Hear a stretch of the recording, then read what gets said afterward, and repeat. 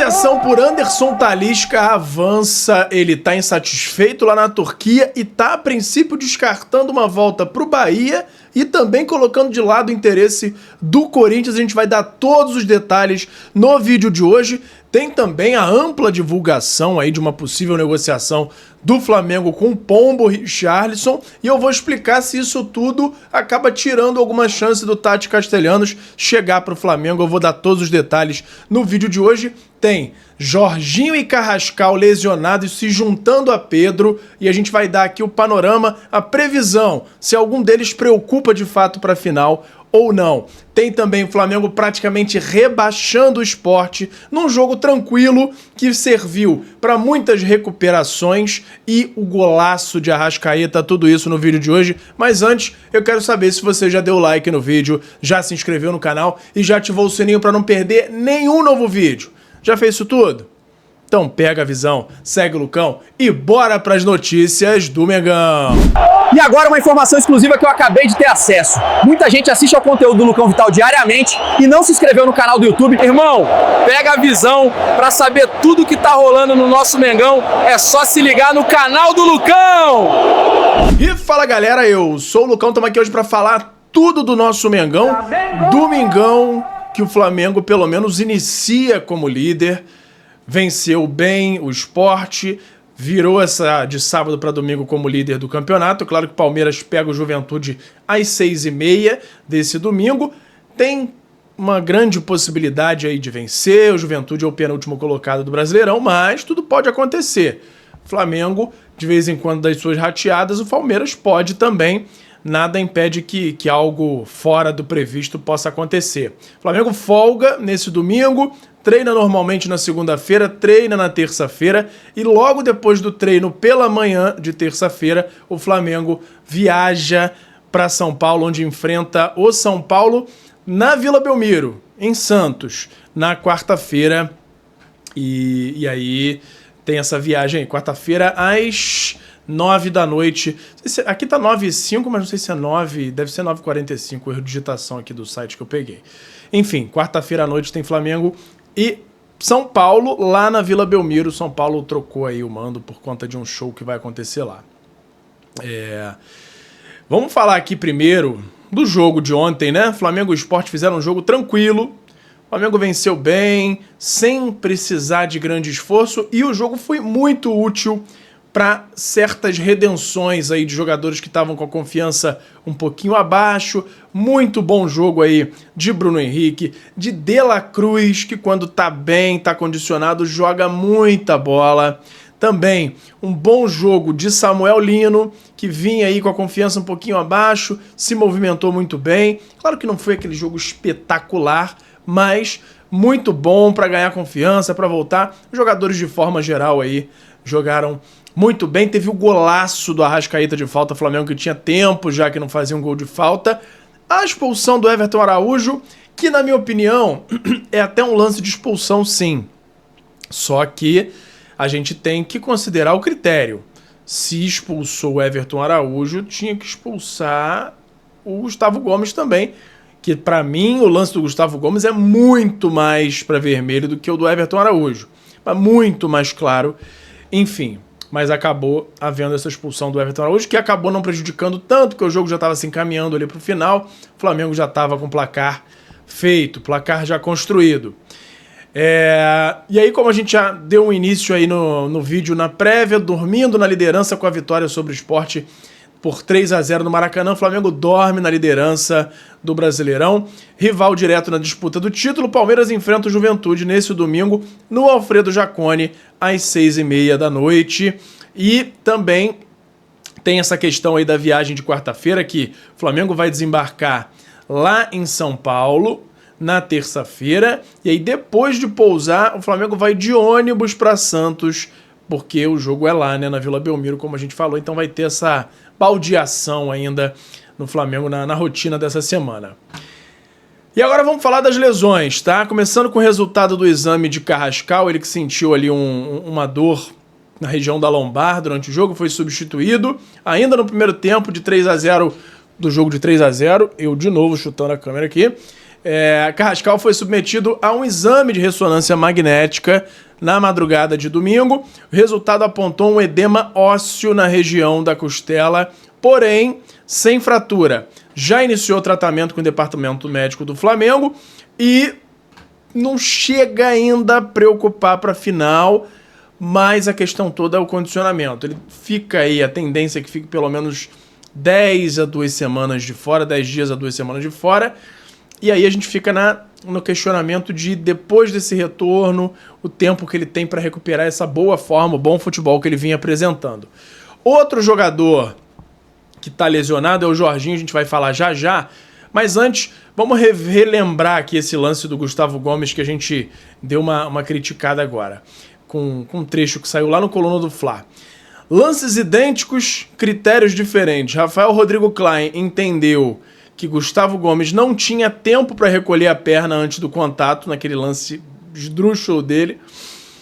E Fernando Antônio Salles entendeu que Everton Araújo tinha tempo para recolher, mas manteve a perna esticada. E se você olhar os dois lances, é absurdamente diferente. O Gustavo Gomes tinha muito mais tempo de recolher a perna e foi direto ali no meio da perna. E além disso, na minha opinião, o Everton Araújo ele vai até mais com o bico do pé do que com a sola em si.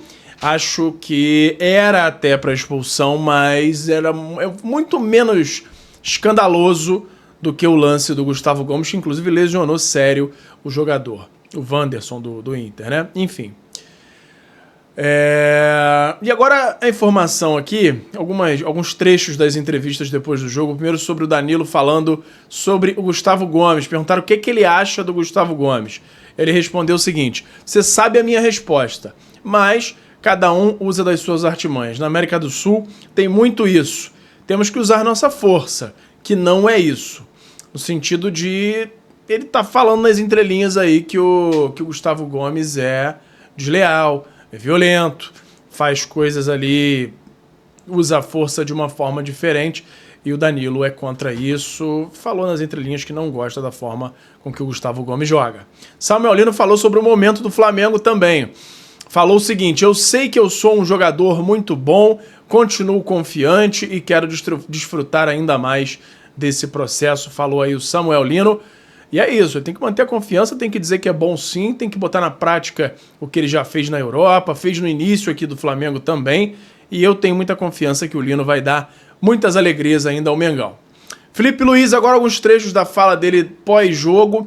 Primeiro ele falando sobre as finalizações fora da área, no aumento dessa intensidade. Falou o seguinte: eu penso muito nas características dos jogadores que estão dentro de campo. Tem jogadores que são mais chutadores do que outros, e principalmente nos espaços que o adversário deixa para que você chute. Sobre De La Cruz, na minha visão, consequência de treinamentos, De La Cruz performa no nível de clube grande europeu. É um jogador top. E aí tem a fala agora do José Boto falando sobre a arbitragem no jogo. Foi uma arbitragem perfeita, cumpriu as regras internacionais, mas pena que no Rio de Janeiro as regras são diferentes. Falando ali na comparação com o lance do Gustavo Gomes, claramente, com lances de forma geral que acontecem com outros times, os jogadores não são expulsos. Ele vai na linha do que eu estou pensando também, que de fato é um lance para expulsão, porém na grande maioria dos lances, a expulsão não acontece. Enfim. Lesão de Jorginho na coxa identificada e a tendência é que ele fique pelo menos aí 2 semanas fora.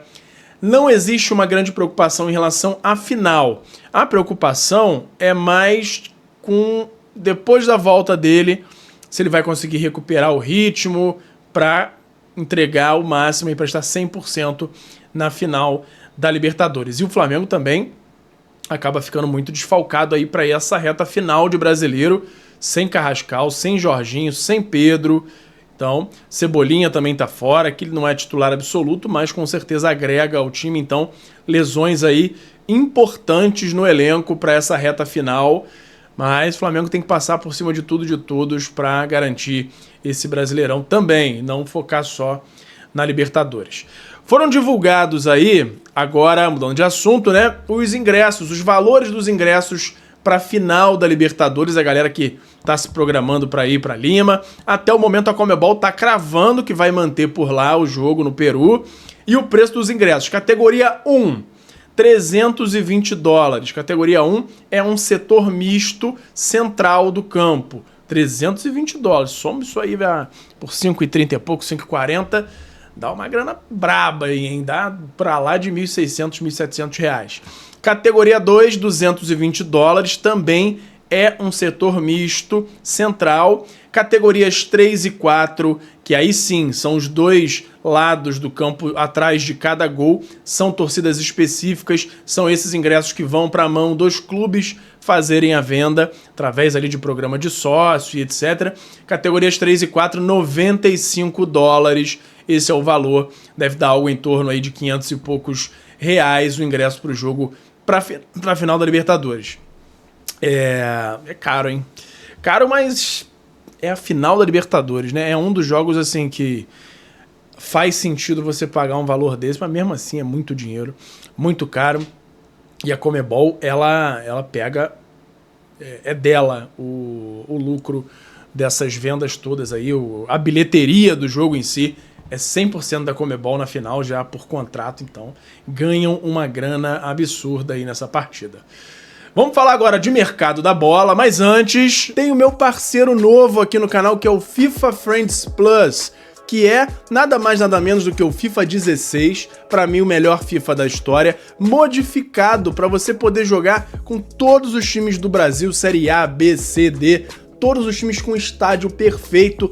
Tem até uma modificação para o gráfico dele ficar mais legal, a jogabilidade é a melhor possível e você pode ver os detalhes num canal que eu acabei de criar, que é o Lucão Joga. Lá eu tô jogando esse patch e você pode ter mais detalhes por lá e também se você for aqui nesse QR Code ou no link da descrição para ter mais detalhes dessa maravilha. Se você gosta de games ou se o seu filho, o seu neto gostam, mostra para eles e eles vão ver se não é a melhor forma de jogar futebol nos dias de hoje, beleza? Então beleza, vamos começar aqui já a nossa parte de mercado da bola falando sobre Pombo Richarlison. Por quê?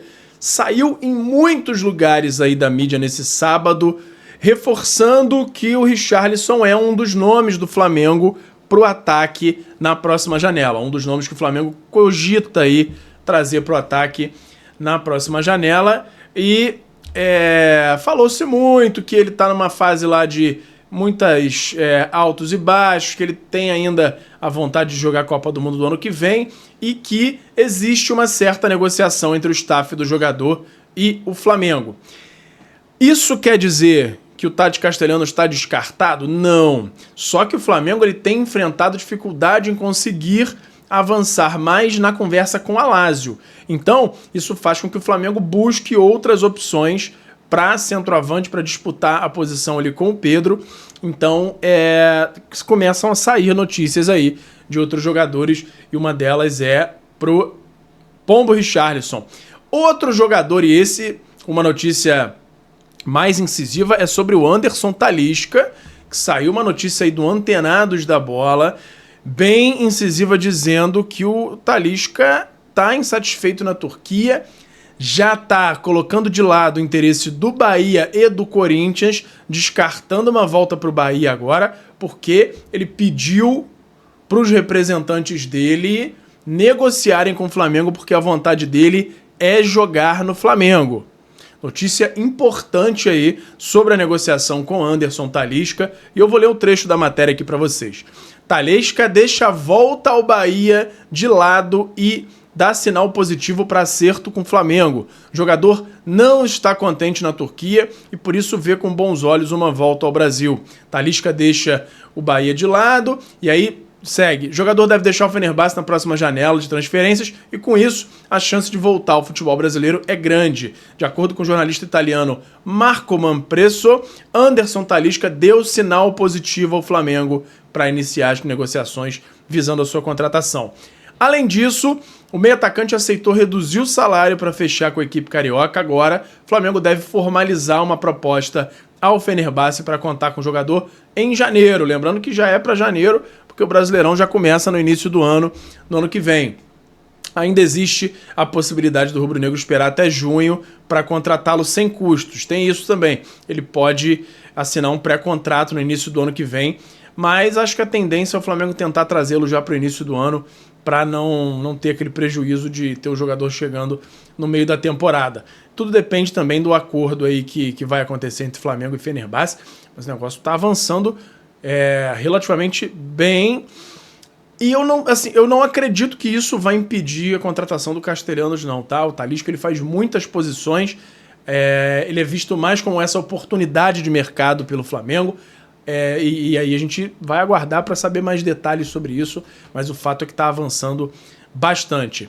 Contratado em janeiro a pedido de José Mourinho, o meio atacante ficou incomodado com a saída do treinador em agosto, e por isso está vendo aí com bons olhos esse retorno para o futebol brasileiro. Primeiro momento, Bahia e Corinthians apareciam como favoritos para contar com o jogador. No entanto, a possibilidade de jogar pelo Flamengo animou o Talisca, que busca maior visibilidade buscando uma vaga na seleção brasileira. Tá aí. E isso é mais um fator que traz essa chance dele chegar já em janeiro para ser visto no início do ano e ter chance ainda de convocação para a Copa do Mundo. Tá aí. Vamos ver. Eu acho que seria uma boa, principalmente nesses moldes aí, com a possibilidade do Talisca chegar com um custo não muito alto. Comenta aí sua opinião, se você gostaria de ver Anderson Talisca no Mengão, considerando que ele não anularia a possibilidade do Castellanos chegar, considerando que ele viria como um meia atacante, jogando ali em qualquer posição de ataque, mas não necessariamente como centroavante. Comenta se você gostaria de ter Talisca no Mengão, beleza? E por hoje era isso. E fala, galera da nação rubro-negra, nação maior e mais amada de todo o Brasil. Antes de encerrar o vídeo, eu quero saber se você já deu like no vídeo, já se inscreveu no canal e já ativou o sininho para não perder nenhum novo vídeo.